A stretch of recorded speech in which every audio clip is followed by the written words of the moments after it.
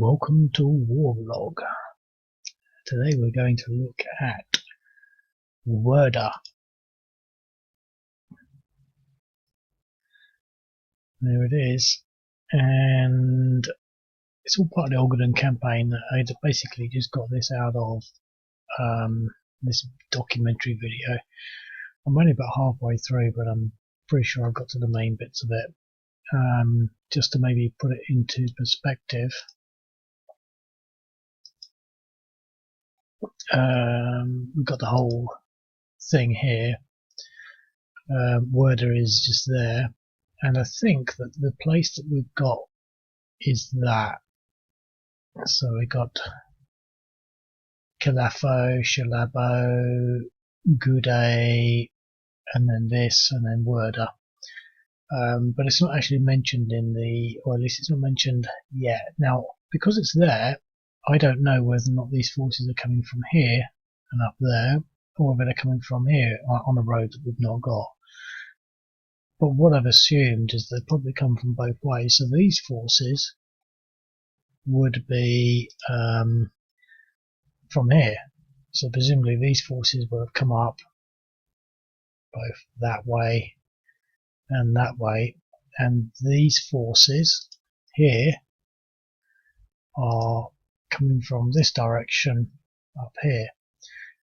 I haven't put too much, I haven't put anything coming from the central location. So we've got this sort of central location, which is here, or more like here. And there isn't much there because I've assumed that they're using road networks to sort of get around. Although you can't see the road because the road is defined here, so I sort of assume they come from both ways. So we'll jump straight into sort of the play mode. Now, interestingly enough, we can have another round of air superiority. I think I might actually go for it because last time it was just so exciting. Let me just talk a little bit about the strategy. I'm not going to play this whole thing through.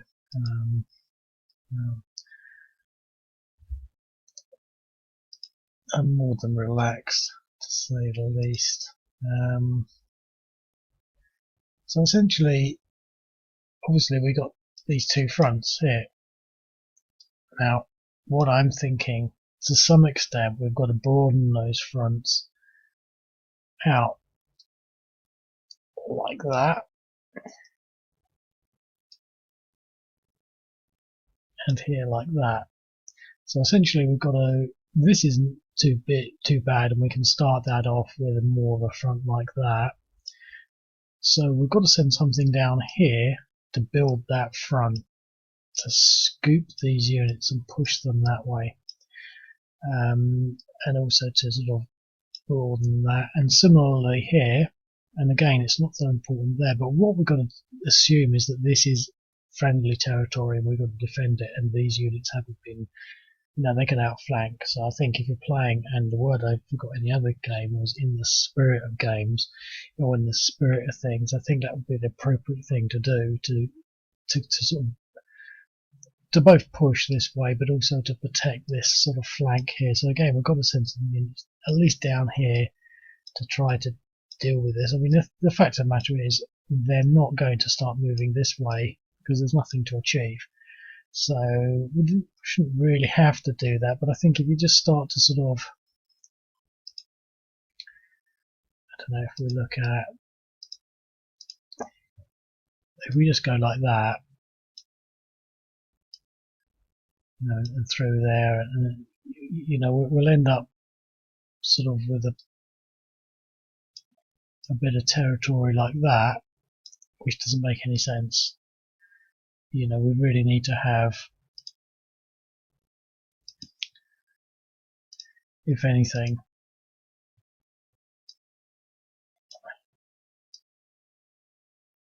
that, with all this captured.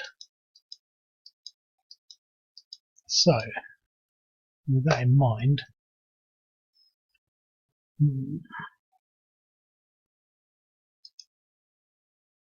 one other thing to bear in mind is there's reinforcements. This isn't all we get. So here we've got just infantry, and here we've got artillery. Now that's armour.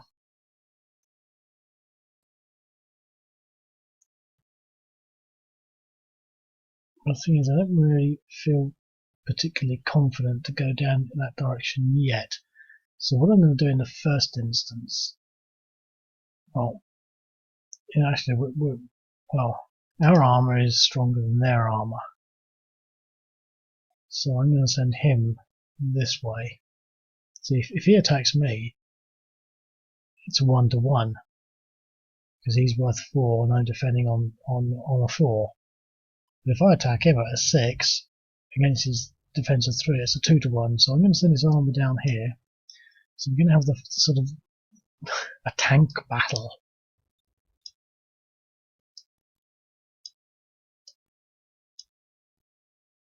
Okay, so that gives us the start of that southern front, and all the rest of this stuff is going to move into these hills. Oh no, we can't. Look at that. Stacking in hills is limited to 2. I don't know what he's doing there with all those. It's obviously a mistake on my part.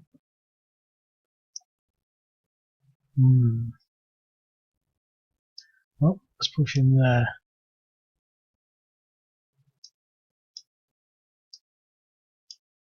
Look at that. I've got enough movement to get through the hills. I didn't think I'd have that.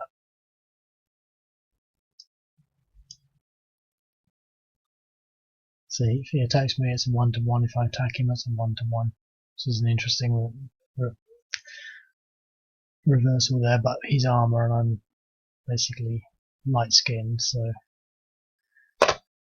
right. Well, let's just do this. I don't know how much air power the Ethiopians have, but I'd like to just... Usually I play sensibly. I mean, that said, it's worth noting that I use a 1d12 instead of 2d6 because I like the extremes. So this whole game is based around that. But what I'm saying is that ordinarily I would not put any aircraft into air superiority in this instance because the Somalians have only got 3.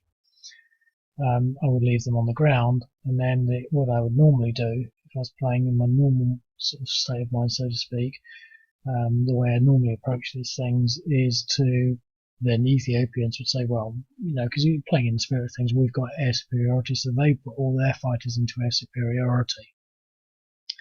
And then the Somalians would basically just sit on the ground, and so the Ethiopians would leave their airplanes in air superiority, meaning that they're not available for use, and the Ethiopians would leave their aircraft on the Somalians would leave their aircraft on the ground doing nothing, and so neither side uses their air power, and I just like the way that works. It's so sort of I don't know. The word that springs to mind is actually sort of perverted, but I think it's lost its meaning so much I can hardly use it. But it's sort of slightly twisted in the sense that, we play this war game and neither side can use their air power because of that approach and that strategy. And it's the safest way because neither side wants to lose their air power. Now, what I'm doing here is sort of just being a bit adventurous. I've stuck the Somalis obviously into air superiority, and now the Ethiopians are, they could play the same way, just sit there on the ground, or we could use these to attack. But the thing is, every time we attack, we get 3 Somali planes as air defence, plus any other air defence they've got in the area. And there's some here. I'm pretty sure there's some air defence in there.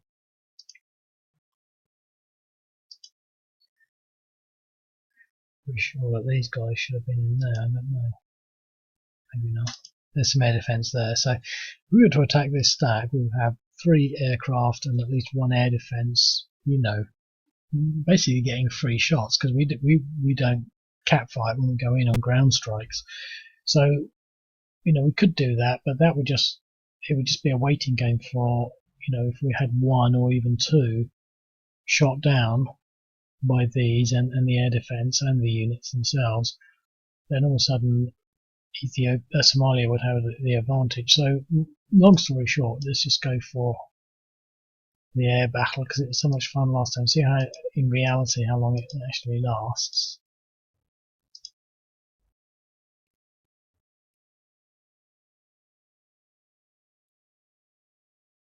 Yeah, okay. Ethiopia has air superiority. Okay, so standoff. That means it's still dogfighting.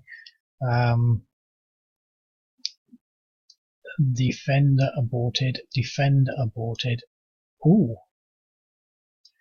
Defender aborted. Now that, if we actually look at that, that means that Somalia has air superiority because they have 3 aeroplanes.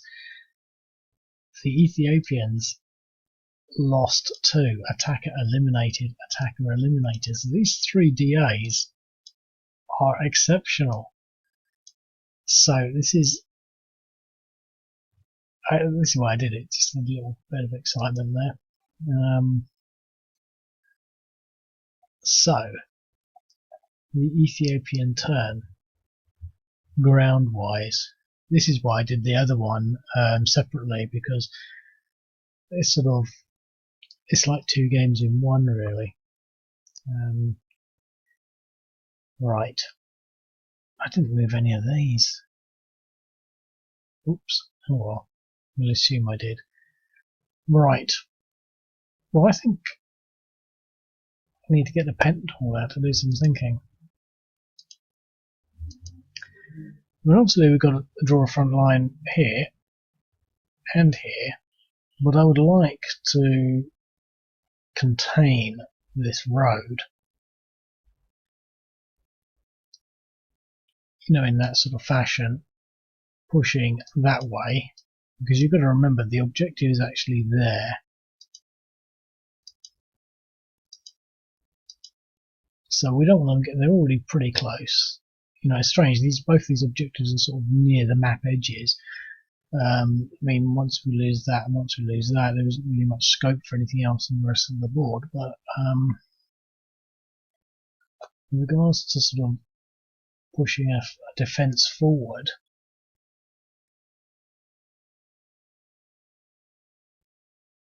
I think all we've got to do is to somehow try and contain these forces by creating a smaller line there. Now here we've got a natural hill line,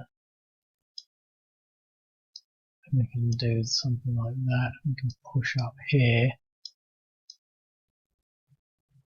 That's giving us that. I think we should be able to achieve something along those lines, pushing everything.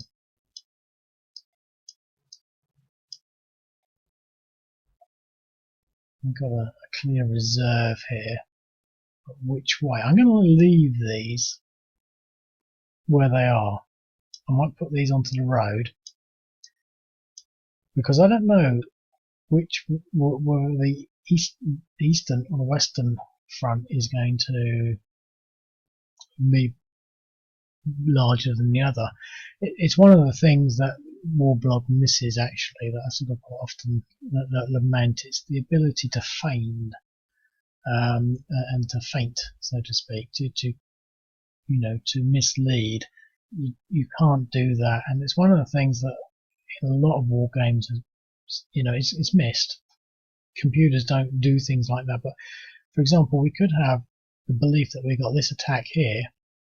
Well, we've obviously seen them, but they haven't moved. I mean, obviously a mistake, but in theory you could say, well, they haven't moved, but we're now going to commit to this sort of front line, and it could be that no other units come from this direction, which means we haven't moved this whole block. For example, let's get another colour out. Oh, no, don't have to do it like that. They're already out, aren't they? Okay.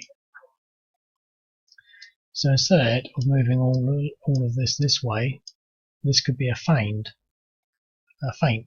And you can't do that in games. You can't sort of, I've never seen a game, not even a card game that I can recall, because I don't really play card games, but I imagine you might have sort of a token feint card as a strategic thing that you can play. But I've never seen any hex encounter games or anything even of any sort of distant relation, tabletop games, sort of the area type games, Euro games. Nothing really has any sort of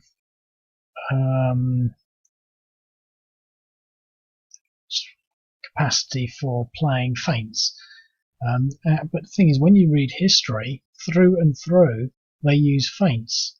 They create a diversion. They have a preliminary attack. I mean, it's a big thing in the Iran-Iraq War. Every time you read one of their battles, it starts off with a feint somewhere else. I mean, I'd be guessing other games, sort of at other wars, but I'm pretty sure that it's sort of timeless as a strategy, and yet you can't do it.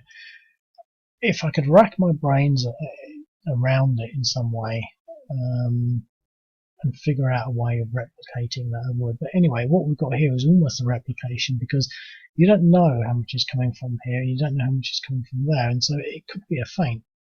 Now, obviously, if you look at the order of battle, you might have a better idea, but the thing is, it doesn't actually say where they are. So, but anyway, we're not playing like that, because I know they're roughly equal on both sides. So, we're going to try and contain both sides, as we sort of said there. Right, these are going to stay. These. Okay.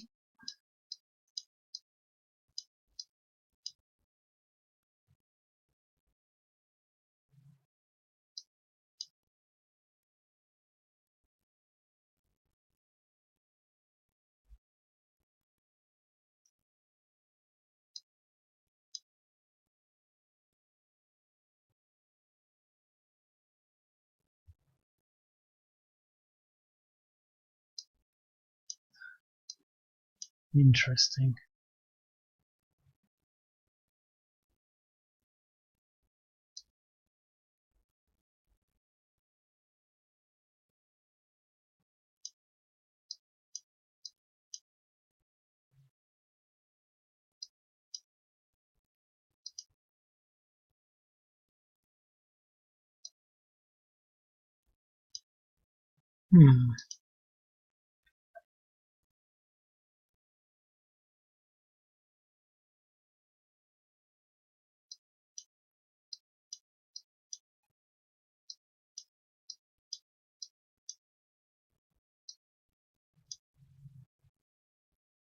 I wonder why they're there. It's under there.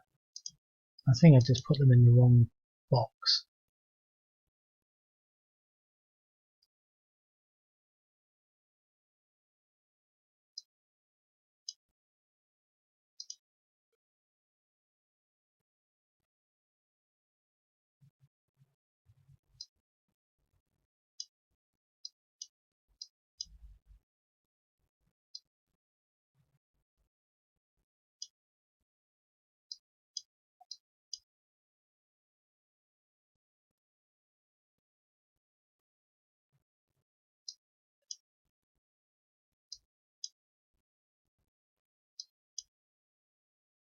Okay, so that's everything moved up. I don't want to move anything out of there because we've got generous stacking. 4 units, and that will block that road. I think we should have something against that. They didn't fire their artillery, did they? There were 5 in defence. They're in hills, and we've got 13, 14, 15, 16. Doubled for hills. We have 10, so that will only be a 1-to-1.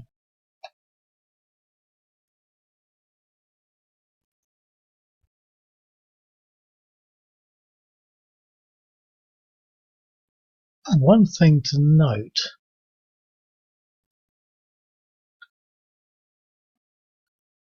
You know, I might actually push this because they've got artillery in there. We don't actually have any artillery.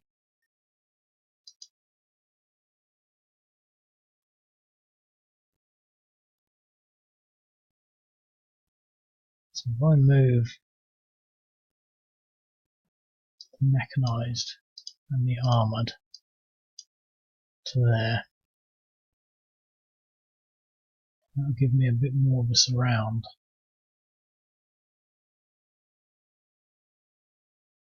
Plus armour, but they've got mechanised.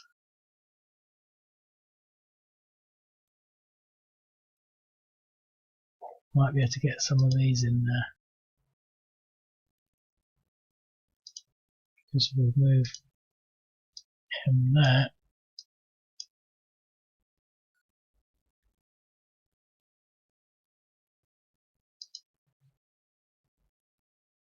Okay.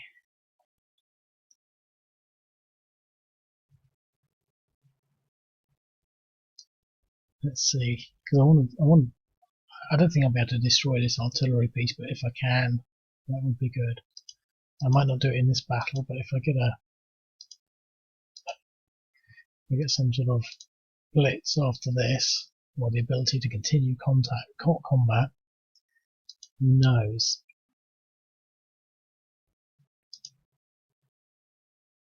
Two to one, and a 21 versus 10.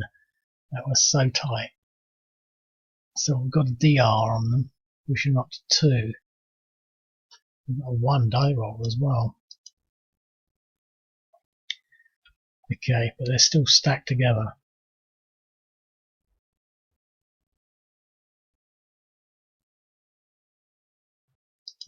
Not enough movement to do anything. Oh, we've got 4 movement on him, but they're worth 5 in the open.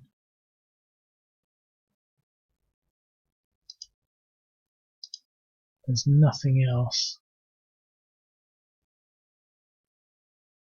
But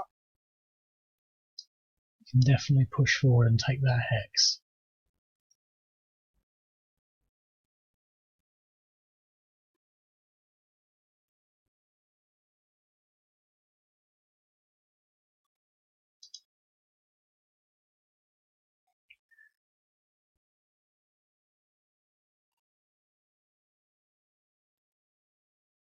Can actually attack that unit. Because we've got 4, 3, 7, so it's 1 to 1, but we're armoured versus soft skin with a 10% bonus.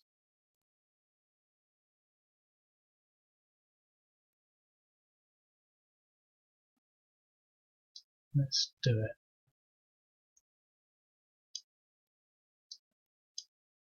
Probably only be at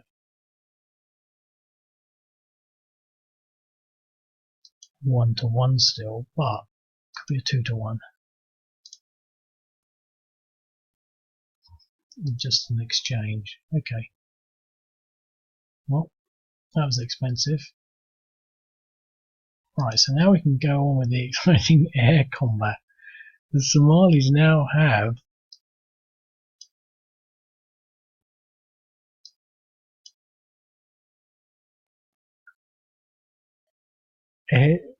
the potential to win air superiority. I mean, I just assumed that it would be Ethiopian. That's why I gave them more. But I like these. Once you lose the abstraction, they're just games of chance. But I feel like I'm pulling the wheel of a fruit machine or something.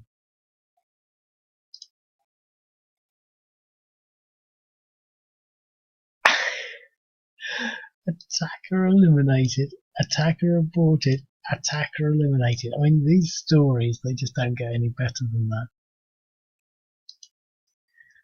The Somali managers would be punching themselves. That was bad.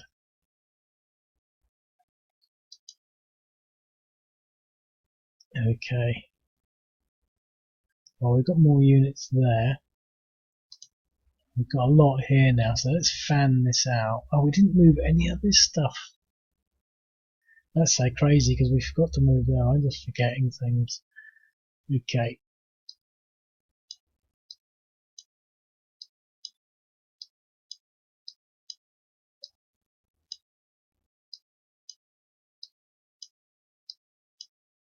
Okay.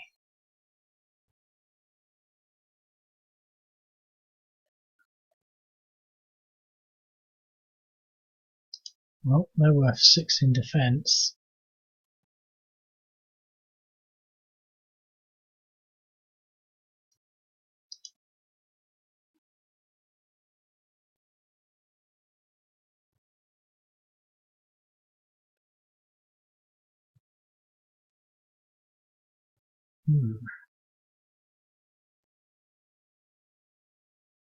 Now we're going to have to pull these guys back.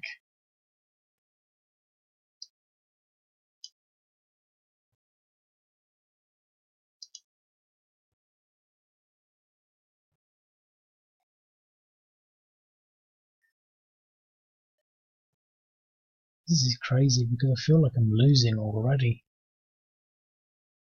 I don't want to move anything. I don't want to find my artillery. I don't want to engage him in tank-to-tank combat.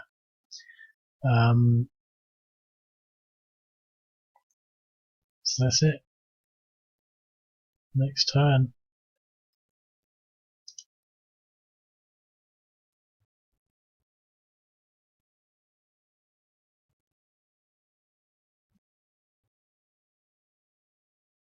Ethiopian player.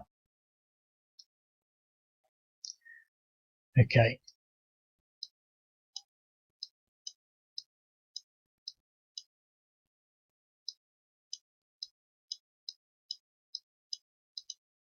A bit of infantry.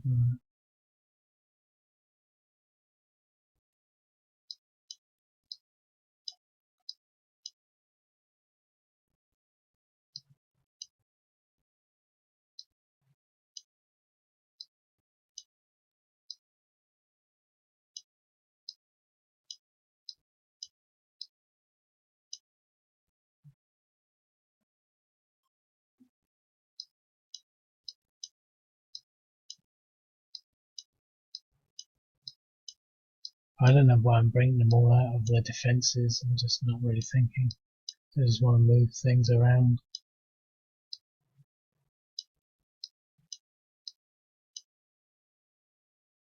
We'll leave that as a reserve.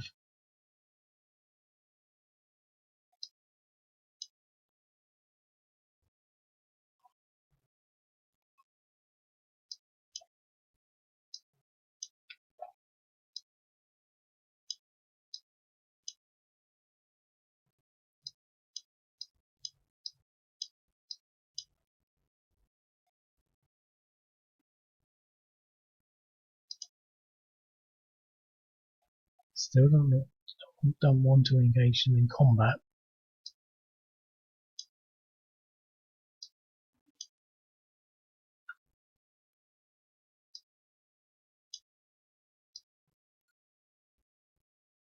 Or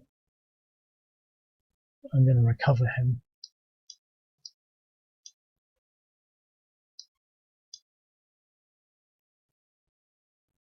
It'd be nice to get that stack, but they're just too big, I think.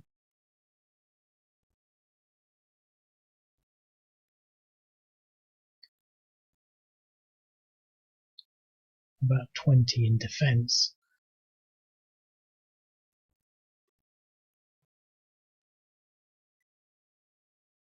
We can maybe damage that.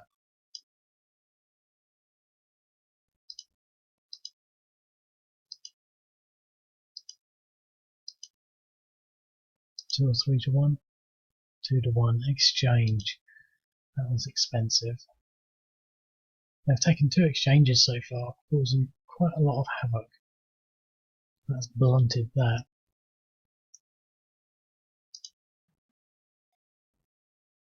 Oh, well, let's just do it.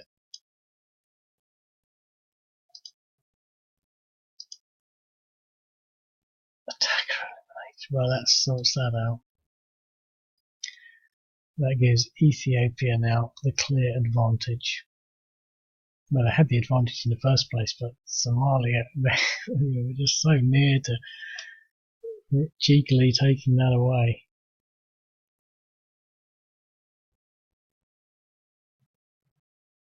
Okay, we should have more in here now. Yes.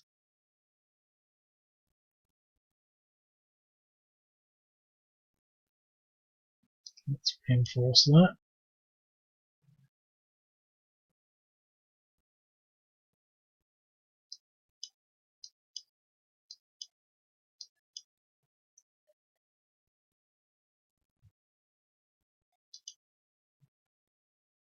I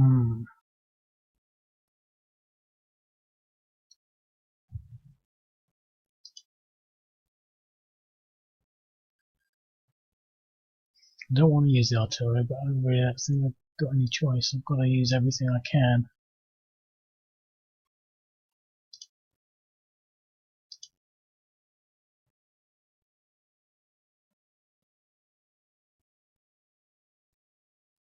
Well, not much, but I'm going to use all the infantry.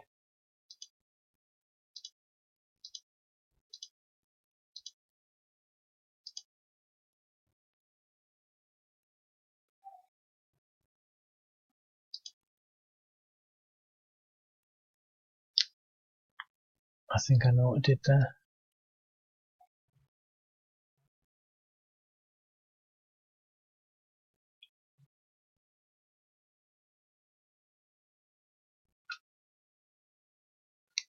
Oh, I just wasn't looking. I pressed it 3 to 1. That's quite good odds. DE and the 2. Okay.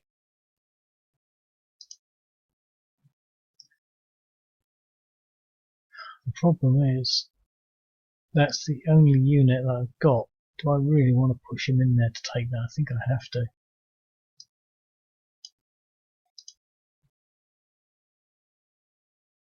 And I think he's going to have to help.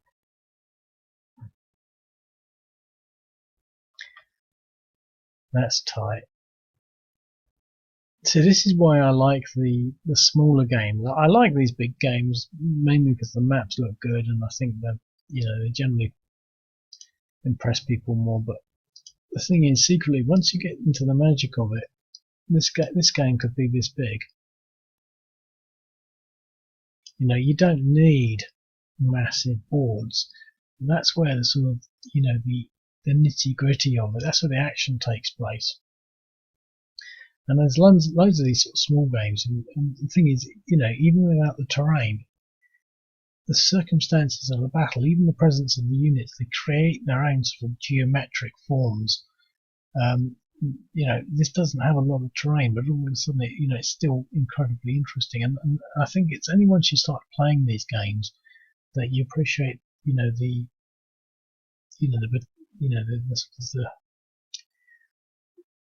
interesting aspects of the smaller games, the smaller board ones. And I've been doing a lot of these big ones, not because I'm really sort of trying to do more big ones, it's just that's the way it's been going. I think one of the key things about the whole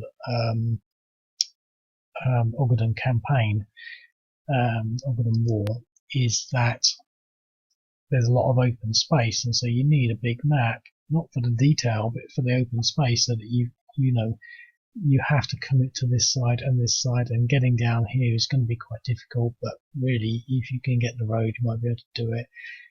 If it's the spatial movement to take on its own sort of dimension, not putting, so that's the main difference.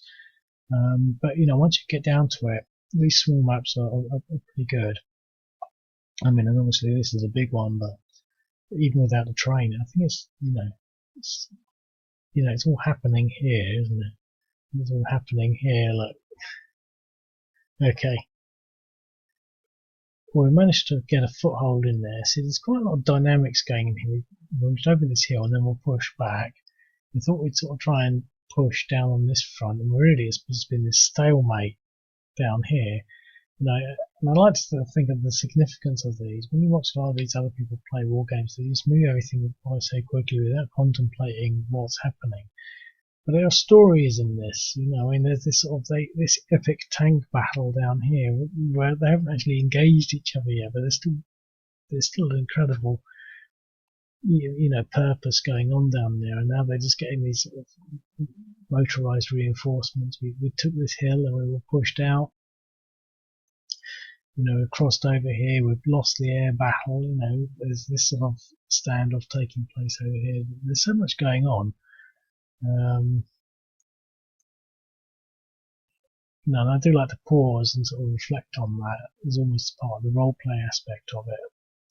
It's like I say, you get these people, and I don't want to criticise them too much, but it is always this sort of like this pet observation of mine. They just play so quickly, and then you don't really feel that they're savouring the strategy or why they're moving in any particular hex at any one time. It's just sort of like a click fest of just chucking all the units in and getting good odds and then moving the next set, and you never see anyone withdraw to regroup or things like that. I mean, sometimes a scenario might force that, but things like that are not necessary.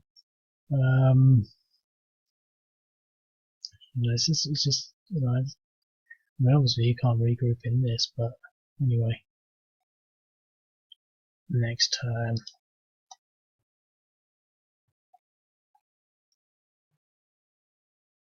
Okay. Well, we've got air superiority. There is no Somalian air power left, which means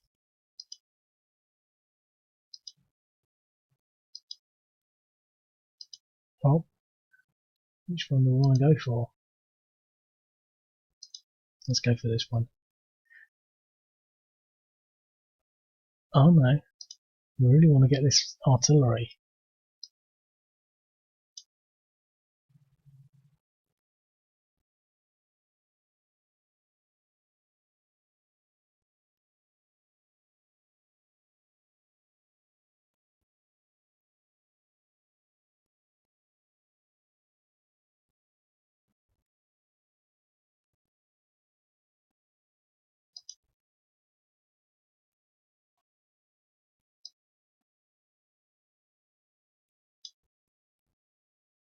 Yeah. What happened? I'm just a bit perplexed as to what actually went on there, because I ended up in the wrong screen. Yep. Okay, well, this is actually the one I want to be in because I want to be getting this artillery. Effect on the artillery.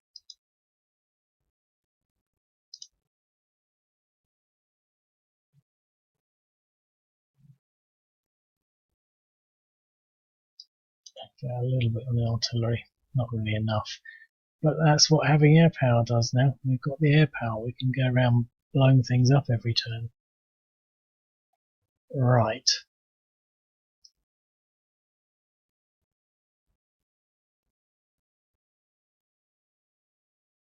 He should have moved, shouldn't he?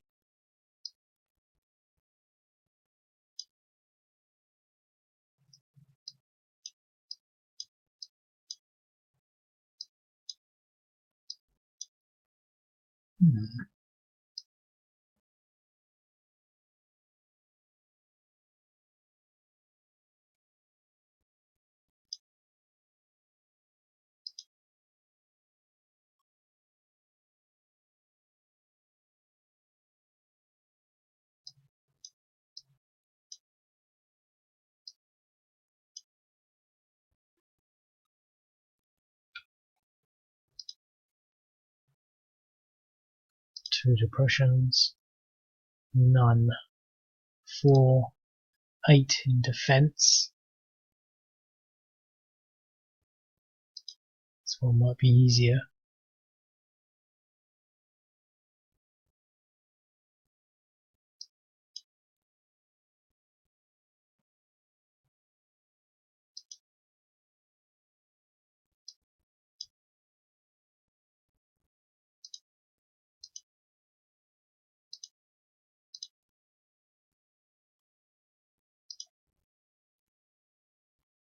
DR.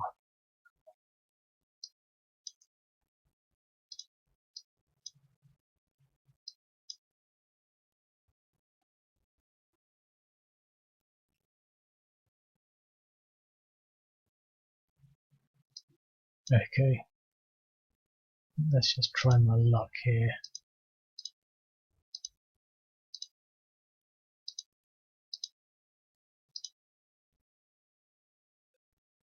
That was luck as well, wasn't it? 1-1. But yeah, I wasn't even. Oh, I was so near to 2-1. Well, I mean, that's like, I don't know, it's 28, 29.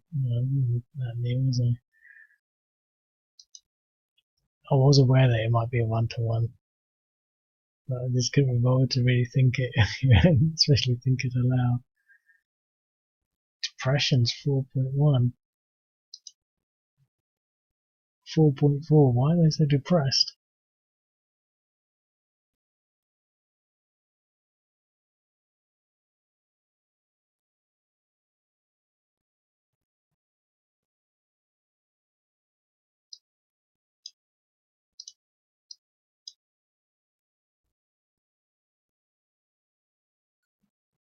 Thing is, I don't want to move them forward.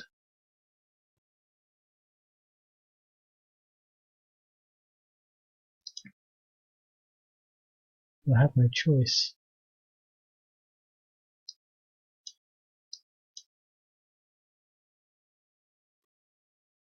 Let's see what this offers. This is just too attractive, isn't it? The old edge of the board trick.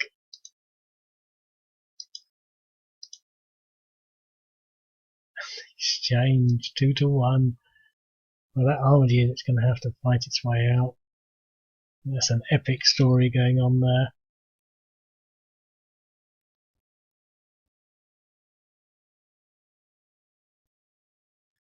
Okay.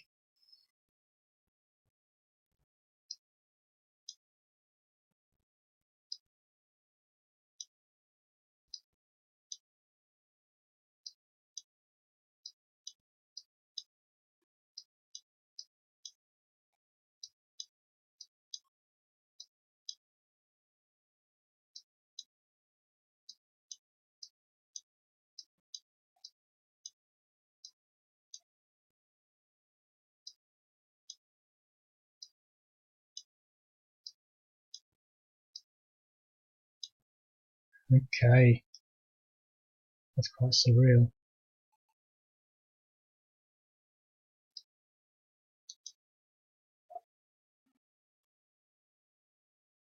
Seven. And that's 8. 9. 12, 15. With mechanised against soft skin. And that unit. Let's give it a go. Probably be a 2-1.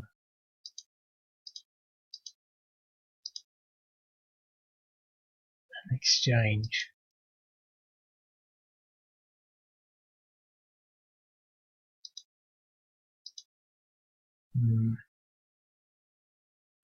Right.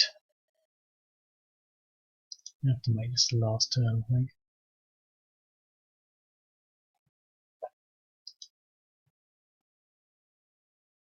Look at that stack. Okay.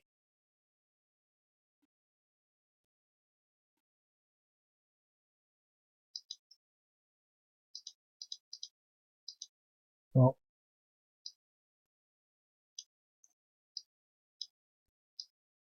I'm going to have to try and break out here.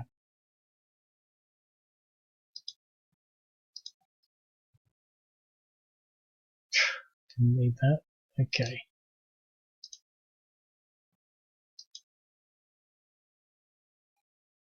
Unit eliminated. That was incredible.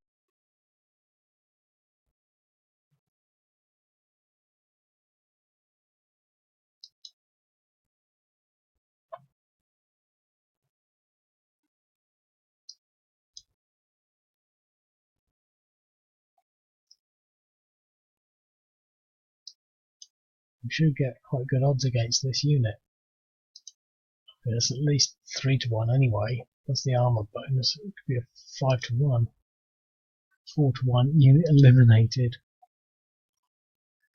Oh, that's a reversal of situations, isn't it?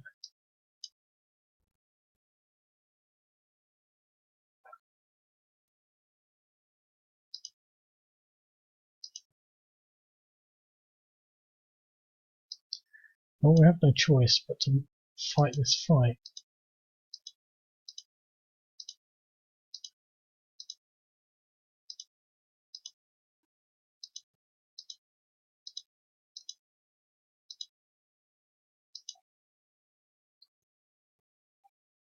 Unit eliminated, morale failed.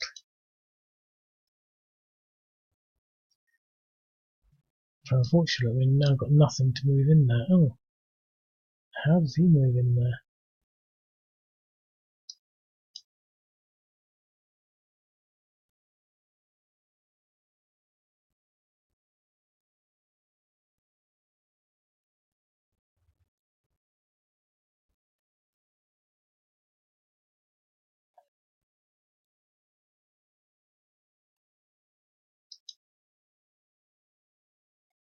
Let's see if I can push him out.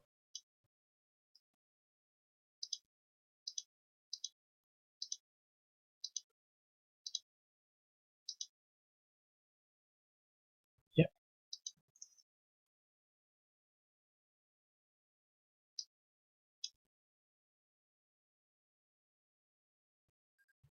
Okay, can we punch out of here?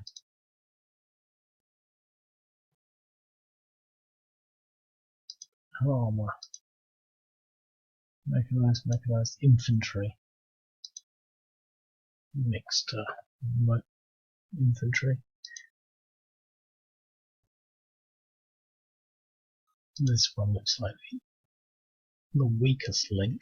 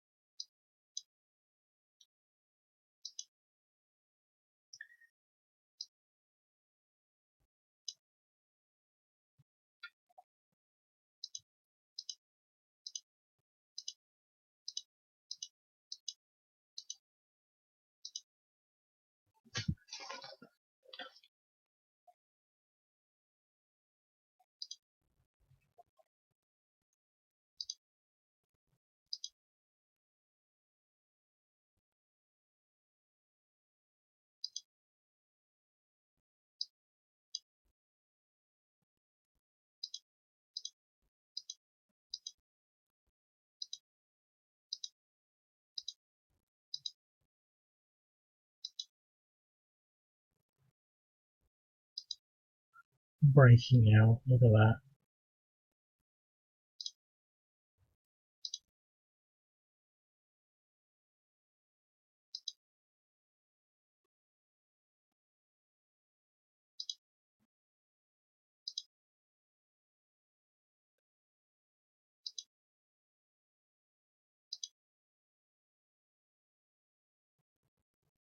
Okay. Well, we can't do anything. Can't move into them, but that's looking quite interesting, really, because I think the Ethiopians are going to be overwhelmed by numbers. You know, we've had a bit of luck. They have the air power, but they have actually just lost 2 units down here, and these are sort of, you know, these numbers are starting to add up. I'm not going to play anymore. It's interesting. I quite like this game. I like the way that there's these two disparate things, you know, happening. One over here, and one over here. But, you know, and you've got this sort of choice of reserves and swaying one way or the other, and I think in games it's actually quite difficult to actually appreciate and um, you know, play a sympathetic reserve, so to speak.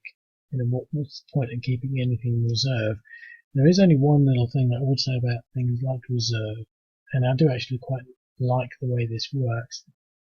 It's basically the way the stacking limits work. Because I can't keep this line any denser than it is, in a certain sense. I mean, you can only stack 2 up at a time, and you can only stack 4 up at a time. Now, whilst I'm not on those limits, in some other games where the sort of situation when the battles are taking place in a particular sort of cross section of hexes, sometimes you can't. There's only a certain number of troops. For example, here I can only get 2 hexes against this 1 hex, so I could keep a reserve there, and then if they got bounced back, I could then push them in and keep, alternating and recovering. So move back, regroup. And there are situations where that's quite a practical way of doing it. But the thing is, why keep a reserve when you can just pile everything up in a massive stack? It's quite interesting actually, because I haven't mentioned the Godzilla stack for a long time because it can't be done anymore. But earlier games there's always this monster Godzilla stack. You just stack everyone up and trunch around the board. And I'm so glad I actually put the stacking rules in, because it does actually make a huge difference. I mean, that was the Godzilla experience was quite often